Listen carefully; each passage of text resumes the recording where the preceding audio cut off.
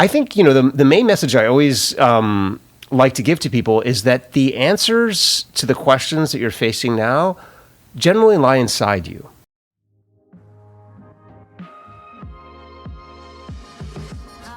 Welcome to the Leadership Initiative, where we explore the art and science of leadership through thought-provoking conversations with experts, thought leaders, and change makers. Whether you're a seasoned leader or just starting out on your leadership journey, this podcast is designed to provide you with the tools and inspiration you need to lead with purpose and make a meaningful difference. All right, welcome to the Leadership Initiative podcast. My name is Jen Knox Shanahan, and I'm here today with Angus Fletcher. Angus is a professor of story science at The Ohio State University's Project Narrative. He brings a unique blend of storytelling, neuroscience, and innovation to his work in the classroom and on the stage. Angus's research and writing has been praised as mind-blowing by Malcolm Gladwell and life-changing by Brené Brown. His research is endorsed by institutions, including NASA and the Academy of Motion Picture Arts and Sciences. In his forthcoming book, Primal Intelligence, Fletcher shares groundbreaking insights into how intuition, imagination, emotion, and common sense are the true innovation and growth drivers in the age of artificial intelligence. Welcome, Angus. I'm thrilled to be here. Well, that was a very abridged bio, and you have achieved quite a lot in the way of scholarship around narrative science, and I'm just curious if you could give me a little insight into your background and how you came to be so interested in these topics. Yeah, well, it seems like I do a lot of different things because I work with a lot of different people, but actually I always do the same thing over and over and over again. And it's other people that make what I do seem interesting. So my real expertise is how the brain thinks in story. Okay. That's the thing that I'm good at. And when you start to expand what that means, what is a story? A story is a plot. What is a plot? A plot is a plan. And so I spend an enormous amount of time working with business leaders, working with Army special operators on how do you come up with new plans? How do you come up with effective plans? How do you come up with the right plan for the situation? I also work a lot in the entertainment and creative industries with people who are trying to come up with new stories just for entertainment purposes. So that also means that I work a fair amount, or I have worked a fair amount in marketing and other areas like that. And just a lot in terms of communication strategies in general. I mean, a lot of times you as an organization might have a great product, or you as a manager might have a good plan, but you can't communicate it effectively because you keep using the same words over and over again, and somehow you have to figure out a different way to express the same thing that you've already been saying. So that's another sort of thing that I do too. So it's basically all the same thing. It's just narrative in the brain, but it just has a lot of different applications. Have you always been attracted to storytelling? Like, were you always a storyteller as a young person, and this just kind of fed your inspiration to study it at Yale, et cetera? I'd like to say that, well, I was definitely a liar as a child. Yeah, so, I mean, one of the things that I have to say was I was a very bad storyteller as a child because I used to tell fantastical lies a lot. And I actually had to get pulled aside when I was in middle school and told repeatedly, like, everybody knows these things are not possibly true. Right. So I would not say that I was someone who was an effective or a good storyteller. I would say that I was somewhat out of touch with reality. My real gifts are honestly things like neuroscience. I work a lot with doctors as well. And so I'm pretty good on biology, but I just became very interested in the fact that most of the way that we think of the brain now is as a kind of computer. We think of it as a tool for processing huge amounts of information and making rational decisions and so on and so forth. But actually, the brain isn't very good at those things. And if you are obsessed with the idea that the brain should be a computer, you're going to be very disappointed in human intelligence. But on the other hand, humans can be incredibly intelligent in ways that computers cannot be. And so one of the ways that I think they can be smart is, as we've talked about, thinking in narratives. Narratives are kind of a low information form of intelligence. So I got interested in it working in neuroscience, and then I kind of moved from there to go to Yale and sort of study story more formally. Oh, wonderful, wonderful. And you have a book forthcoming called Primal Intelligence. Can you tell us a little bit about that book? Yeah, so Primal Intelligence is a terrifying title. It was actually coined by my publisher because all the titles that I came up with, they were like, that's too boring. No one's going to be interested in that. So they finally came up with Primal Intelligence. And basically, what Primal Intelligence is it's the intelligence of your primal brain. So your brain evolved about 500 million years ago, a little bit more than that, or at least the archaic neuron did. And what the world was characterized back then was enormous volatility and uncertainty. There was a sort of a huge explosion of life forms at that time, and they were all competing with each other for the same resources. They were also trying not to get eaten by each other. And so our brain developed this capacity, the neuron developed this capacity to be intelligent in these fast-changing, dynamic, murky environments. And the reason that's significant is because that's intelligence that computers and AI cannot have. Computers and AI get intelligent the more data you give them and the more kind of transparent and stable an environment is. But when an environment is changing very quickly, when there's not a lot to go on, you need to sort of tap into these other parts of intelligence. And unfortunately, we've created a school system that's focused almost entirely on logical, rational, computational forms of intelligence. And we spend almost no time at all even trying to understand this other part of the brain. And I think that's one of the reasons why young people are having such a hard time nowadays, struggling with uncertainty, struggling with volatility. I think a lot of adults also get incredibly anxious and stressed at the idea that things might be changing. And, if you talk to people, they immediately say, well, volatility is bad and change is bad. And I always say, well, actually, no, it's natural. It's actually, no, that's the way that life is, and we evolved to handle that. And so what the book does is the book goes into that part of the brain. It dissects it, as you've said, into these kinds of 4 areas, which it calls intuition, imagination, emotion, and common sense. It explains how each of them works, and then it explains how you can make each of them work better. Wow. Okay, wonderful. I found the title very interesting because as you explain this, it's not what I initially thought. When I first heard primal intelligence, I was thinking of something more reactionary and something more along the lines of training. Like how are we training ourselves? And I'm curious, when we do think about training and we think about these different areas that are very much inbuilt in us, how can we develop or fight against, so to speak, all of the trends that seem to be getting in the way of our primal intelligence? So how can we train to return to who we truly are?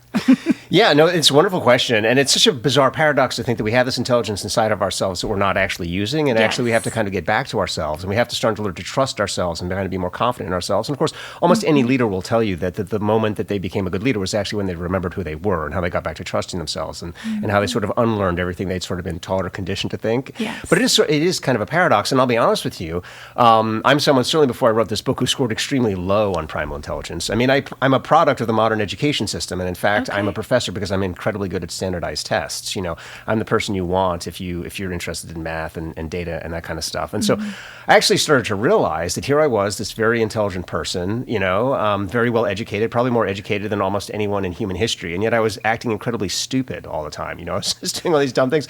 And I thought to myself, who is it that acts intelligently with very little information? And that was when, through a series of twists and turns and kind of lucky breaks, I got connected with U.S. Army Special Operations, and I started working with operators who work in these sort of dynamic environments. And so, to answer your question, what I did is I studied how they had these schools, these training sites in these classified locations, where they started to introduce young people, often in their early and mid-20s, into these environments which would start to help them activate all the qualities they would need on a kind of volatile and uncertain battlefield. And I started to think, how are they training young people? Yeah. And how can we take some of those lessons back to the classrooms that we've created? Because, the reality is we've shown that we're incredibly effective at classrooms that train logic, that train optimization, that train certain kinds of statistical thinking, that train all these kinds of things. So if we can do that, well, of course we can do the other thing. We just need to start to focus on it and build it out. And so a big part of what I talk about in the book is the lessons that I learned from sort of how these special units in the U.S. military have created classrooms that simulate chaos in controlled doses, which allow you to kind of edge step by step through your initial discomfort into growing from uncertainty.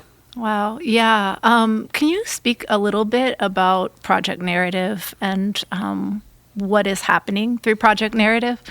Yeah, so Project Narrative is the institution that recruited me here to Ohio State. Almost nobody knows it, and thank you for knowing it. Almost nobody knows it because when people think of narrative, when they think of story, they typically think of either New York or Los Angeles. They think of the publishing industry, or they think of Hollywood, and they think of movies like that. And no one would ever think that Ohio would be the place where actually the world's sort of most respected theorists of story exist. And then you say, well, why Ohio? Well, it's because most of us think about story wrong. So most of us think of story as something that we create to control other people. So we have this idea of persuasion, or we have this idea that there are these sort of brilliant auteurs in Hollywood who make these movies which captivate our intelligence, or we think in terms of the New York publishing industry, someone has like the formula for a bestseller and they just put it down on a piece of paper like Dan Brown does, and it takes over our brains. And so we have this very author-centric view of story and communication, the idea that there are these radical geniuses who make things that somehow control the rest of our brains. And that's not actually how story works at all. Story is a interactive process that's produced between the author and the audience. And you'll notice that good authors are incredibly attuned to their audience. They can almost sense ahead of time what an audience is going to like, what an audience isn't going to like. They respond, they pivot very quickly. And so it's that dynamic feedback loop. It's a biological system, in other words, instead of a computational system. In a computational system, I would create the perfect story and then just upload it into your brain. Whereas in a biological system, it's that kind of push and pull and those kinds of dynamic forces. And so, to answer your question, why Ohio? Well, it turns out that here in Ohio is where we have the best audiences. Columbus for a long time, test market, still is a test market for a lot of restaurants. We used to have at some point, I think, the greatest concentration of movie theaters in the world here, because if people could get a movie to play in a way that was successful in Columbus, they knew they could take it anywhere. And so it was the same thing when Project Narrative essentially got founded. It wasn't literally founded, but it was basically founded by Jim Phelan in the 1970s. It wasn't known Project Narrative back then. It only got its name later. But Jim Phelan came here and he founded something known as rhetorical narrative theory, which is studying audiences. And since then, he's recruited everybody, including me, from the coasts. I came here from Los Angeles, and he's recruited people from all over. And so I would definitely encourage people, if they're interested, to kind of check out Project Narrative. It's one of the kind of secret gems of Ohio State. Ohio State is filled with these areas of expertise that you would never guess that we have, that we're the best in the world, and we are the best in the world at narrative. Absolutely. Wow, that's amazing. You said a lot there, and I'm curious around when we're thinking about the interactivity between the person who is digesting or receiving the story and the storyteller. How can people think about strengthening their storytelling skills with that audience in mind without playing to the audience in a way that's manipulation? Yeah. Well, so the reality about manipulation is it only works in the short term.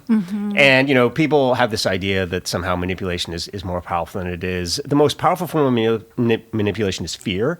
So, and you see this in repressive governments, but you also see this in a lot of advertising with FOMO and stuff like that. And you try and create an immediate anxiety and terror in your audience.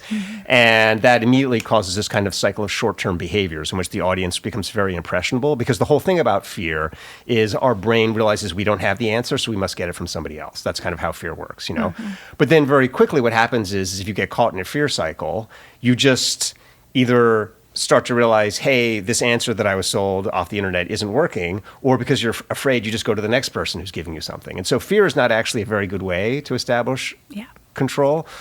Instead, what you want to do is you want to say, where does my audience want to go? And how can I help them get there faster? And you do that by anticipating how they're thinking. And the way that you do that, so this is a little sort of story science here if you're interested. So we're taught in school that story goes beginning, middle, end. That's what we're taught. But actually, in the human brain, story goes middle, beginning, end.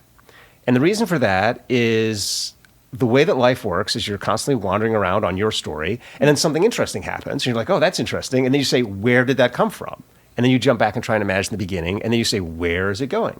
So anytime you meet a new friend in your life, you always want to know their origin story, and then you want to imagine, your future together. Same thing, anytime you see a new product, you're like, who made that? Like, where did it come from, And so the key to communicating and marketing successfully is to get people to make that backward then forward leap. So you want to give them something that's interesting, and they say, whoa, where did that come from, right? And they jump back. And then as they're jumping back, you say, well, you know where you could go with this? Yes. And then they feel like you're anticipating their future. And so the kind of classic example for this is always, I think, Nike, with their sort of Just Do It ads. And, that Just Do It ad campaign starts with, this octogenarian guy running across a bridge. And we're like, what? Like, how did he get there? What's going on? Yeah. And then we learn, he got there because he has this different attitude, which is just do it. And then we just imagine, if I put on this shoe, what could I just do? So do you kind of see what I'm saying there? And so that's the basic idea behind storytelling is you try and engage your audience with the middle, pull them to a back, and then launch them forward to an end. And that essentially is another way of saying that instead of engaging fear, you're engaging their imagination.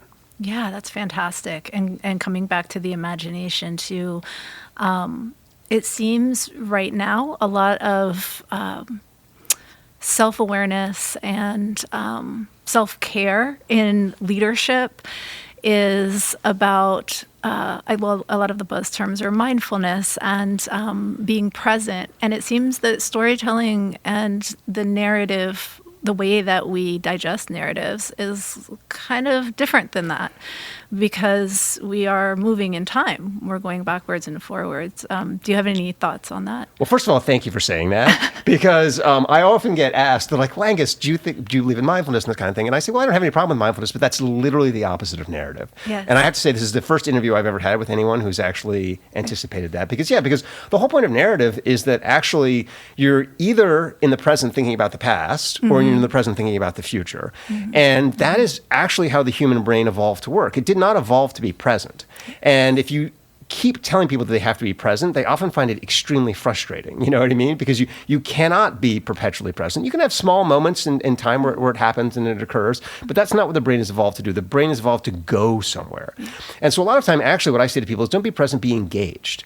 And to be engaged, for example, just means to be curious. So if you're like a successful business person, when I talk to successful business people, actually the times they often say to me that they need to be the most present are when they're with their families. They're like, I just don't feel like I'm present with my families. And I'm like, well, are you curious about anything that's happening in your families? Or are you just constantly passing judgments and being bored, right, when you're with your families, right? So why don't you try and start thinking about your partner as someone who has something to discover, right? Like, what do you not know about them? What are you genuine? Don't just ask them rote questions. What do you want to discover? Same thing with your kids, right? And when you start to stimulate curiosity, you then start to have that story loop of going back, because you have the surprise. You're like, I didn't know my son could be good at that, or I didn't know my daughter was good at that. Where did that come from, right? Then you start to imagine, what could we do together, So a big part of what I work with leaders on is curiosity and learning how to spot things that they don't understand, because a huge part of the success that business people have is efficiency. And efficiency involves screening out things that you don't understand because you don't have the time to invest in them. You're just going to plow forward with your plan. Yes. And then learning that that's fine for middle management, maybe, right? Maybe if you're just trying to optimize the interior of your company, you can start to disregard things you don't understand that much if you want. But as a leader, that is death. Because you're not actually noticing the changes in your environment and also the opportunities in the people in your organization that go beyond your current plan. Wow, yeah. And the curiosity, it seems like, would lead to innovation. Yes, 100%. Right. Yeah, because the whole thing about innovation is it's the possibility that other people haven't detected yet. It's the thing that's waiting there to be advanced. So I have lots of favorite examples of innovation, but a simple one is the original Tesla, Nikola Tesla. Nikola Tesla, his big thing was the AC motor, the alternating current motor. And at the time, there was someone called Thomas Edison, who we've all heard of, who was like, the AC motor, it'll never work. It has to be direct current, the DC motor, so on and so forth. Well, it turned out that the DC motor was not very good at transporting electricity. And so what you ended up having was all these small areas that were just close to downtowns, which were the only places that had the power. And Tesla came along and he said, look, there's a possibility, there's an opportunity, there's something unique about the AC motor that none of these DC people have seen. Yeah. And that's that it can put power everywhere. and I'm just going to solve this problem of how to put power everywhere by leaning into the AC motor. And that's a great example of, I think, is he didn't invent the AC motor. You know, I mean, he invented a specific kind of AC motor, you know, but he didn't come up with the idea of an AC motor. He just saw a possibility there that nobody else had seen. And because of that, we now have electricity everywhere. And pretty much all the electricity we use is AC electricity. And so, to your point, innovation just came from a moment of curiosity where he was like, why is no one doing this? Why couldn't I make it work? You know what I mean? What is there to be discovered in this alternate form of electricity that no one else is seeing? Wow. And so what would your advice be to leaders who want to be more curious? Because to me, it does seem like that would involve a certain amount of self-awareness. We might not realize where we're not being curious. What would be a good, starting step for them? So the first thing to realize is that what kills curiosity is judgment. Okay. So the moment you make a judgment, your brain has decided that that's the truth of the matter, and it ceases to be curious. And a big struggle that I think a lot of leaders have is they associate leadership with being decisive. So they'll say, well, I've got to make a decision, you know what I mean? In other words, which is another way of saying I've got to make a judgment. And they spend a lot of time making these kinds of rapid judgments, these rapid decisions. I did a totally fascinating study. This was a friend of mine, Gary Goldman. He's a screenwriter in Hollywood. And we did this study. It was largely driven by Gary, of basically the top directors in the world, the top movie directors in the world. And, we went in there without any theory whatsoever about what made a great director. But, a lot of people have told us a lot of things. And what we actually noticed is that great directors resist making decisions. It's not that they make decisions quickly at all. It's that they actually resist decisions. They don't like vision. And in fact, they're often saying, well, is there an alternative? Is there something else we could do? And they're constantly pushing everyone around them to come up with different ways of doing things. And, one of the things that you notice about these directors is just they make everyone around them very nervous because the people around them have no idea exactly how to please these directors, which is kind of decentering, Right. And so actually, one of the paradoxes of being a leader is the people around you, they do want a certain sense of stability, right? They don't want incoherence and chaos, right?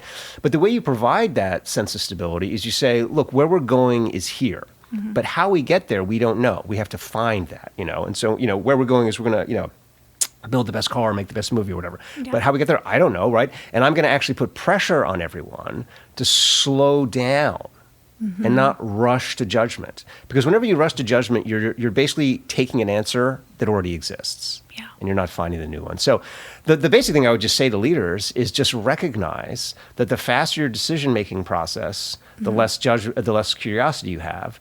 And you can't slow down your judgment all at once, but start to pick little pockets of your organization where you start to say, do we have to make a decision so quickly? What other alternatives are there out there? What questions are we not asking? How can we start to make ourselves a little bit uncomfortable as we start to think maybe we're wasting time here? If you're not making yourself uncomfortable and thinking that you're wasting time, you're not being curious. Wow. That's difficult advice to slow down in our hyperspeed age. Yeah. But that's the point of a leader. So, one of the other things I find fascinating when we studied leaders is they spend almost half of their time, the effective ones, apparently doing nothing. And we first discovered this when we would put like cameras on them or whatever, you just literally just kind of watch them, Yeah. And they're spending a lot of time just like sitting, Well, what happens when you sit and don't do anything? Well, part of your brain goes active, known as your default mode network, which is known as mind wandering, which is also known as imagination. And you discover this, like if you force yourself to be still and you don't open up any technology or do anything like that, your mind will start to play. And what it will specifically start to do is they'll start to imagine the future. And effective leaders generally spend around half of their time just thinking about possibilities for the future. And so a big part of what you have to become comfortable with as a leader is actually slowing yourself down to essentially, quote unquote, waste enough time, right? That your brain starts imagining alternatives. And this is a biological mechanism, the way that the brain works is when it's not got the immediate pressures of life on it, right? When it's not trying to just survive and get food, it starts to say, how could I better things? What possibilities are there out there? And we've completely eliminated that part of our brain by just surrounding ourselves with phones and technology, because the moment we get bored, we just go on a phone and then we stop that cycle. And as a leader, it's really important, do nothing. Yeah. Wow. Yeah, because that's how you create a vision. That's how you create a vision. Exactly. Yeah. Wow. So AI is another hot term right now. AI has been around for a long time, but the way that we're using AI is changing. And a lot of leaders are talking about adopting AI in increasing ways. And I'm curious if primal intelligence and artificial intelligence can coexist, if you see any way of those two things working together. Or if you do think that these are two separate sort of trains of thoughts that they're always going to kind of butt up against each other, the quick fix technology and the ability to mind wander and vision. It's because they're different that they can benefit each other. And I think this is one of the things that, again, we because we have a kind of optimization psychology now, we think that there's always one best way to do everything, as opposed to realizing that actually the best teams have diverse talent in them. And it's that diversity of talent and those different ways of operating that produce the kind of collective effectiveness of the team. And it's the same way with primal intelligence and artificial intelligence. So first of all, I've spent almost about 10 years of my life now working in AI. And so I do want to pump the brakes on some of the more recent, I think, kind of froth that's emerged, particularly around large language models, LLMs and chatbots and whatnot. I understand that they can be fun, and I understand that in limited ways they can be useful in limited ways. But they have certain kinds of endemic structural problems like hallucination that we're never going to fix. The real AI, I think, is machine learning applications, which have been around for a while, which are incredibly important in logistics. If you get kind of trained engineers to come into your organization and figure out how to kind of optimize and streamline and essentially remove repetitive tasks from humans and figure out how to automate those in such a way that they become more efficient and more regular. And you can do that in any environment where there's a lot of data and a lot of stability. So, I mean, a warehouse is a great example of that. Not a lot changes in a warehouse. You can optimize a warehouse, right? You can know what's happening. And so you do want to have talented people, particularly young people who understand how to create effective machine learning tools, as we do here at Ohio State, who can come in and kind of optimize those parts of your organization. Yeah. However, what you're doing there is you're then freeing up your time for all the other parts of your organization, which are not transparent and which are not stable. And those are the parts of your organization that are in contact with your environment. So, for example, anytime you're in contact with a customer, that customer is not the same as the previous customer. So there's no way to automate sales. We have all these weird ideas that somehow AI will replace salespeople. That's the last thing that AI is ever going to do effectively. Right. People get very irritated the moment they discover they're talking to an AI because it's not listening to them, right? It's just giving them answers that it gave to previous people, It's like a bad version of a corporate consultant. Also, anytime you're encountering the future, that's uncertain. And, remember that the entire way that business works is it's a competitive environment. So you're constantly having your own best plans essentially destroyed by your adversaries, by your rival companies. And that's what makes business great, is this kind of creative destruction, this kind of churn of things. And so AI just cannot function in that environment. Only humans can. And so it's just really important to remember that AI is just, it's a wonderful thing if you don't want to keep repeating a task over and over and over again. Or if for example, search functions and things like that. And anytime you've got a huge amount, like a library function, a huge amount of data that's just not going to change, AI can be great at structuring it and organizing it and helping you kind of go through it. But anytime you're dealing with humans or life, AI is going to be, so my guess is that we're going to be entering a moment that's going to be more profoundly human. Okay.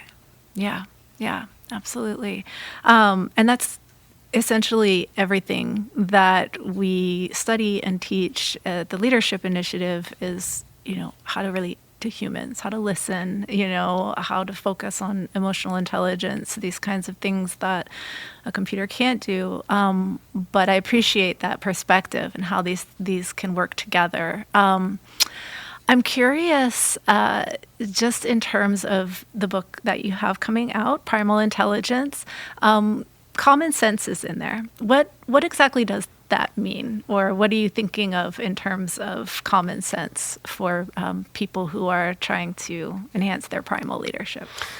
So common sense is basically just making the right call in the situation. And so maybe I'll just walk through what the sort of 4 primal powers are so you can see kind of how common sense works there. So the first thing is intuition, which is the ability to spot opportunities. And that's what allows you to initiate plans.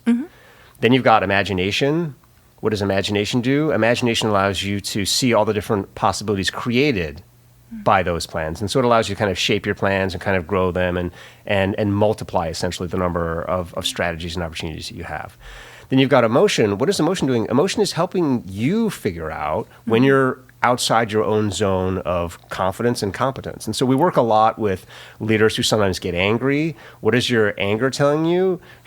Your anger is telling you that you feel like there's only one way for this to work. And what that's really telling you is that you're not being imaginative enough. So back up and be a little more imaginative, because there's got to be more than one way to make the situation work. And so that's what emotion is. And common sense is figuring out what's the right plan after you've imagined all these plans. What's the right plan that fits your environment? And so if you're in a familiar environment, you don't want to be too creative with your plans. We see that a lot with people who, particularly people who have high levels of imagination. They always want to do something exciting and new. And it's like, this is actually, we're in the formaldehyde industry here, right? The formaldehyde industry hasn't changed in 20 years. Let's just stick with a kind of, sort of what we were doing last year with like a mild upgrade, Yeah. But on the other hand, if you're in an incredibly volatile environment, if things are changing very rapidly, if you're in the airline industry or something like that, you've actually got to get extremely creative, and you've got to think much more rapidly than the people around you, even just to kind of maintain where you are. And so common sense helps you match the newness of your plan to the newness of your environment. It's your ability basically to meet the moment where it is. Oh, wow. Yeah, absolutely. I'm curious in terms of training in the classroom and outside of the classroom, how do we really learn and teach these skills? Yeah, so this initially was a bit of a challenge, and I have to give Fisher a lot of credit because, I don't have a background in business, nor do I have a background as a business teacher. And Fisher was very open and said, why don't you come in and start teaching our exec ed cohorts? And so I had a lot of fun, and it was a real learning experience for me as I was working with people who were in their 30s and 40s who had been in business for, decades of their life. And here I am trying to explain to them how to be more intuitive, And the short answer is that a lot of it just comes from going back in your own life history and remembering those moments in your past where you spotted an opportunity, or remembering those moments in your past where you were able to imagine two different ways of dealing with the same problem. It's trying to walk your brain back to those moments and start to recover those parts of your brain and start to reactivate them. And so a lot of what we do in class is, instead of focusing on communicating our stories to others, we focus on surfacing our own stories. And we focus on thinking about these moments. Has there been a moment in your life, for example, when you felt a strong sense of negative emotion? What is that teaching you about yourself and about that emotion, Is there a moment when you coped effectively in uncertainty? What were you doing in that moment, And so a lot of it is kind of just helping the brain remember. A lot of it is also just shifting the mentality of students. So almost every student that I work with comes in the classroom and they want to be the best, And they always think there's like a best answer for any situation and that somehow you can be perfect. And leadership is not about that, because leadership is about dealing with situations that there aren't right answers for. I mean, otherwise you wouldn't need a leader, right? You would just take an answer off the shelf. And so automatically as a leader, if you start trying to come up with the best answer to a totally unknown problem, you're going to lock up and you're going to have problems. And you want to start shifting into sort of an adequacy mindset where you're like, what's an answer that will work better than what we're doing now, And then how can I start to learn from that in this feedback way? And then the more I'm starting to learn, the more I'm starting to anticipate, and the better I'm starting to get. But don't try and do too much too fast. Yeah. And so a lot of what we do in the classroom is we put students in unfamiliar situations, and we show to them, look, to get out of this unfamiliar situation, you have to learn a little bit of patience. And you can accelerate out of the problem, but before you can accelerate out of the problem, you've got to find your initial kind of drive gear. Yeah. And so it's that process of kind of slowing down the first steps before you kind of punch the gas and before you start getting impatient with yourself. Okay. Wow. Oh, yeah, absolutely. Where is there resistance to this kind of training? Where do you see the most friction or resistance? Just maybe from where we are as a species right now. Maybe it's just the way that we're living. But is there something that seems most difficult for people to grasp? I think there's a lot of emotional resistance. Okay. I think it makes people very nervous because, people have lost confidence in themselves. I mean, one of the things that I think has happened the more we've become this really effective society, and we have become a very effective society, and you think of all the sort of extraordinary things we've done collectively, I think that produces a sense that, well, the system knows more than I do. Yeah. And this is also a psychology that really gets developed in us very young. I mean, I often say to people, what is it that school teaches young children? Well, what school teaches young children is that there's an answer and the teacher has it. Because you're in a classroom the entire time and the teacher always has the answer and you don't have the answer. And so what that's subtly kind of telling you is somebody else has the answer and I've got to figure out who has that answer and I've got to follow them. Any of us, when we're confused now, what's the first thing we do? We Google it. Or we ask AI, or we do some other kind of searching, right? It never occurs to us that maybe we could be the person to find a new answer. And so we've developed this real reliance on this larger social architecture. And to a certain extent, that's good because a lot of times, there is someone out there who knows how to make blueberry muffins better than you do. I mean, there's a lot of things that people out there do know how to do better than you. But is there someone out there who knows better how to parent your child? No. Is there someone out there who knows better how to run your business? No. Because only you have that specific information. Only you are aware of the nuances and the unique challenges, but also the unique possibilities and opportunities of that situation. And so a big part of it is getting over people's emotional resistance, getting them to trust themselves. The problem with trusting yourself is then all of a sudden the mistakes are yours to own. Yeah.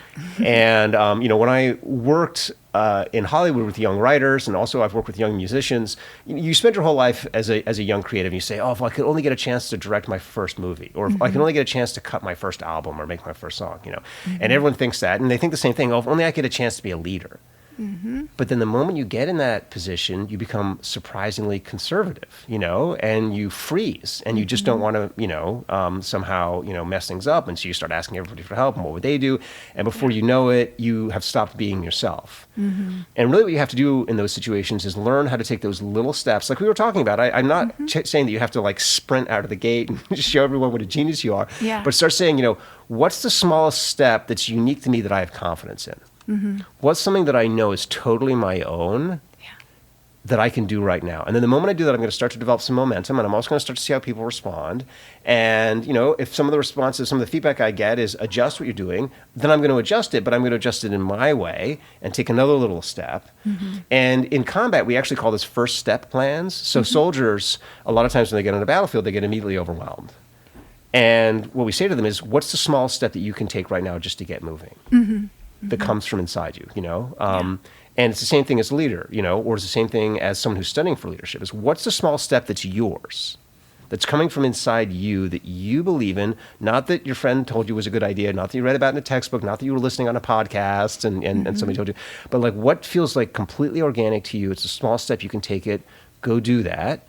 And then if it doesn't work, don't say to yourself, I'm a failure. Instead say, look what I did, I just took a chance. Yes, yeah. Now I'm going to do it again. And so in other words, take the positive lesson from it, which is I can do this and I can survive failure because even though it didn't work, I'm still here to try again, and start to build up that positive cycle of development. And so I think getting through that emotional resistance, recovering the real intelligence you have inside, that's the challenge that people face. And I think it's only getting harder now because of the dominance of technology. Wow. Yeah, that's a really empowering message, though. That we do have the answers and the ability to chart our own course and move forward. Well, everything that's extraordinary in this world was produced by someone who took a chance. And, every opportunity in your life, that door was opened by another person, and probably a person you knew well who opened that door for you and took a chance on you and let you through it, Yeah. And once you start to realize that actually as humans, not only do we have this capacity, but that capacity is at the root of all the kind of extraordinary things in the world. And we have to keep feeding into that system so that other people can benefit from it. And it's not that the system somehow emerged itself and we've all been kind of, following it all these years. It was built by other people taking these chances. And that's your way to give back to the future and also start to develop the real joy and satisfaction. I mean, when you retire at the end of your career, what you're going to remember are the things that you did. And those are the things that in your kind of quiet hours are going to give you a sense that your time on earth was worth it, And I think, all of us have that sense inside of when we have one of those moments.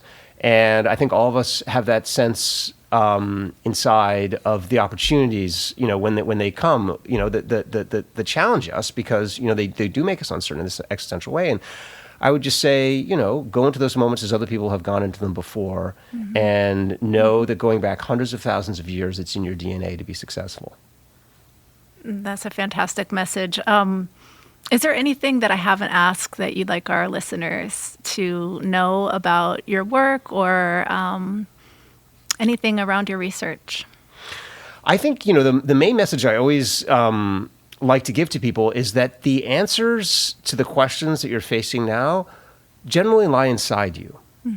And that so much of the time when we feel uncertain, when we feel overwhelmed, we look outside ourselves for answers. We look to other people for answers. There's all sorts of sort of things that we turn to for answers.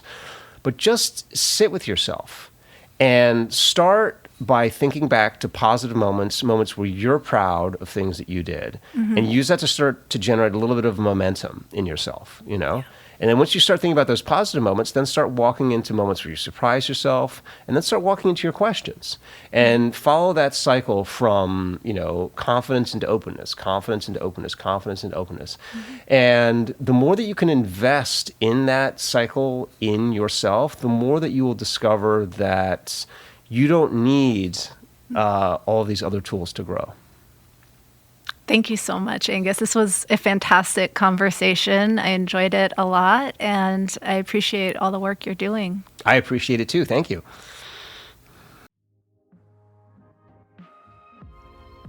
Thanks again for listening. This podcast is presented by the Max M. Fisher College of Business at The Ohio State University. For more episodes, find us on Apple, Google, or podcast.osu.edu/leadership initiative. See you next time.